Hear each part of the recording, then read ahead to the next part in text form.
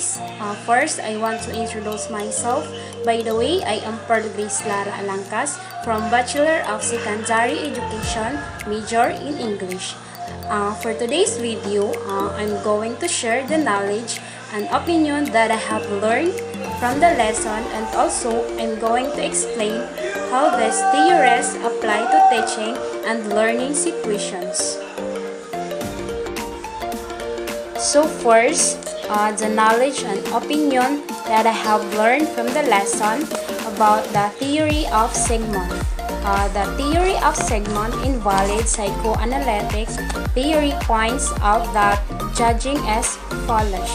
Sigmund emphasized the importance of the unconscious mind, and the primary assumption of a Freudian theory is that the unconscious mind governs behavior to a greater degree than people suspect.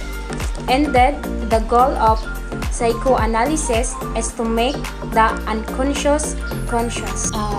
According to Sigmund, human personality is complex and has more than a single component.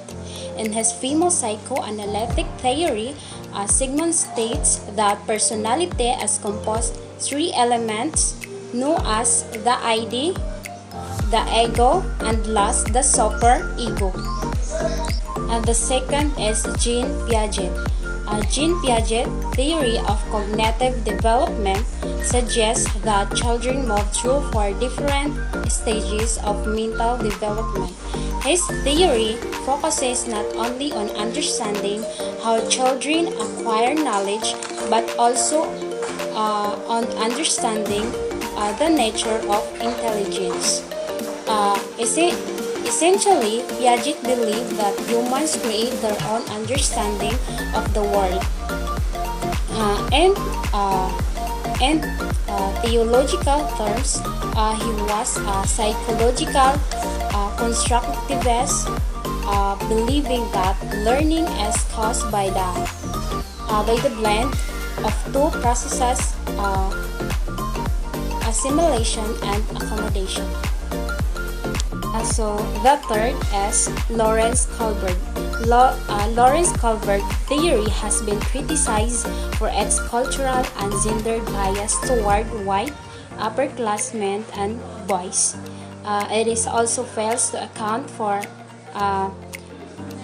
inconsistencies within moral judgments. Kohlberg believed that moral development, like cognitive development, follows a series of stages. He used the idea of moral dilemmas, stories that present conflicting ideas about two moral values, to teach 10 to 16 years old boys about morality and values. At this stage, Kohlberg says, people see rules as fixed and absolute. Obeying the rules is important because it is a means to avoid punishment. At the individualism and exchange stage of moral development, children account for individual points of view and judge actions based on how they serve individuals' needs. So the fourth is Erik Erikson. Erik Erikson was an ego psychologist who developed one of the most popular and influential theories of development. Erikson maintained that personality develops in a predetermined order through 8 stages of psychosocial development from infancy to adulthood. According to the theory, successful completion of each stage result in a healthy personality and the acquisition of basic virtues. The 8 stages of life, according to Erikson, is the trust versus mistrust. Number 2, autonomy versus shame and love. Number 3, initiative versus guilt. Number 4, industry versus inferiority. Number 5, identity versus confusion. Number 6, intimacy versus isolation. generativity versus stagnation, and the last, insecurity versus despair. The trust versus mistrust. This is the first stage of Erickson's theory of psychosocial development, occurs between birth and 1 year of age, and is the most fundamental stage in life. Because an infant is utterly dependent, developing trust is based on the dependability and quality of the child's caregivers. At this point in development, the child is utterly dependent upon adult caregivers for everything they need to survive, including food, love, warmth, safety, and nurturing. Autonomy versus shame and doubt. This is the second stage of Erickson's theory of psychosocial development. Takes place during early childhood and is focused on children developing a greater sense of personal control. At this point in development, children are just starting to gain a little independence. They are starting to perform basic actions on their own and making simple decisions about what they prefer. By allowing kids to make choices and gain control, parents and caregivers can help children develop a sense of autonomy. Initiative versus skill. This is the third stage of psychosocial development, takes place during the preschool years. At this point in psychosocial development, children begin to assert their power and control over the world through directing play and other social interactions.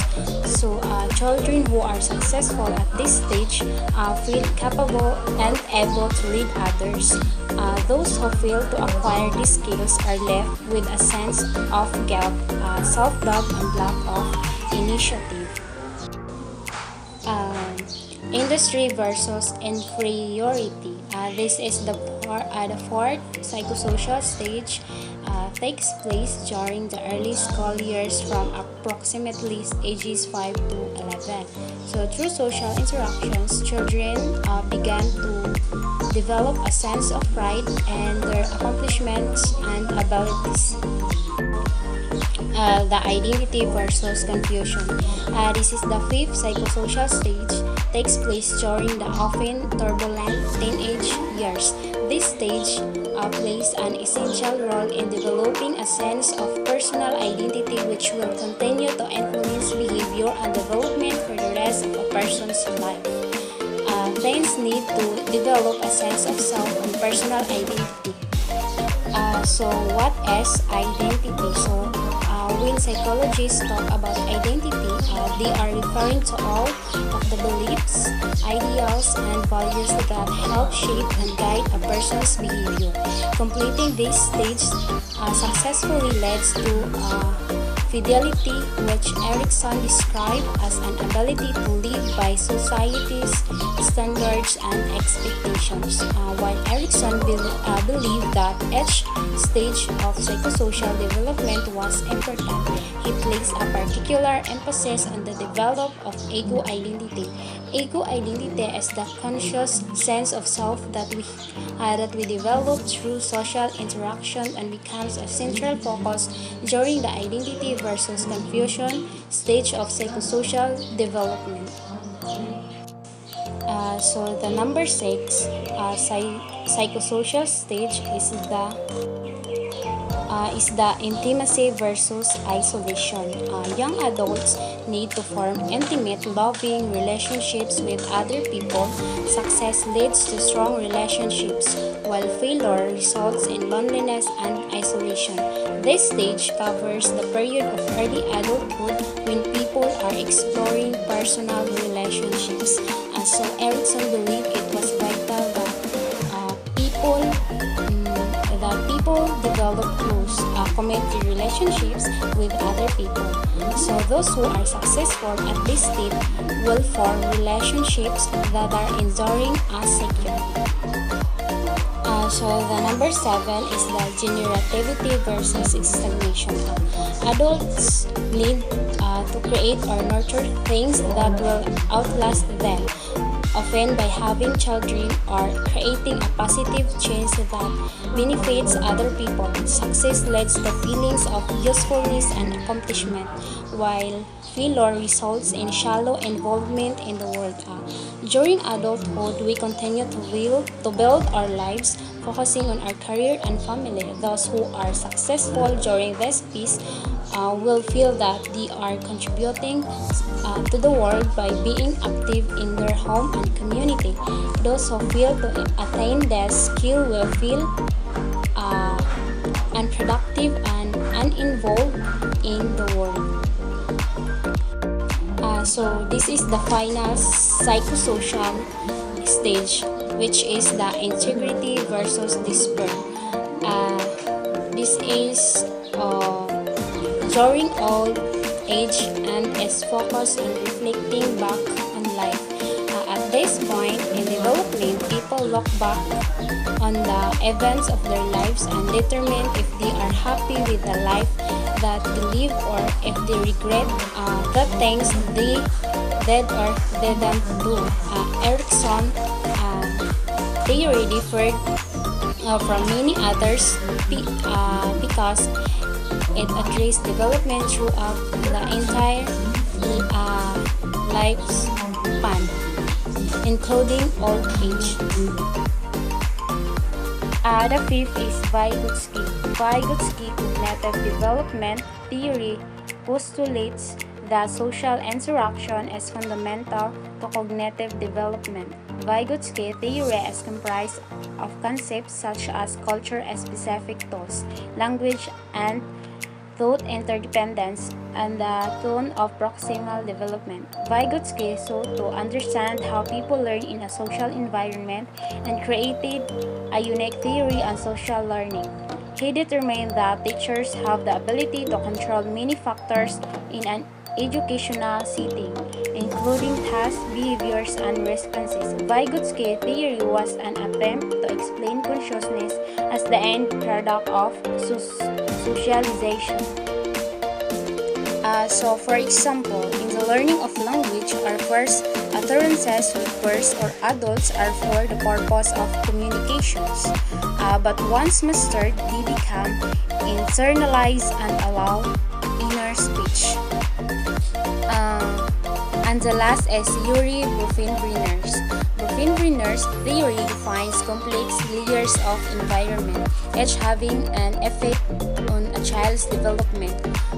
This theory has recently been renamed bioecological systems theory to emphasize that a child's own biology is a primary environment fueling her development. Bufin-Brenner's believed that a person's development was affected by everything in their surrounding environment.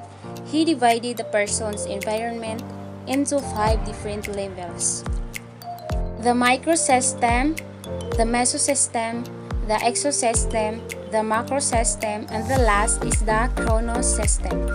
Bufin-Brenner's ecological system theory is one of the most accepted explanations regarding the influence of social environments on human development. This theory argues that the environment you grow up in affects every facet of your life. So, for example, in the learning of language, our first utterances with birds or adults are for the purpose of communications. But once mastered, they become internalized and allow inner speech.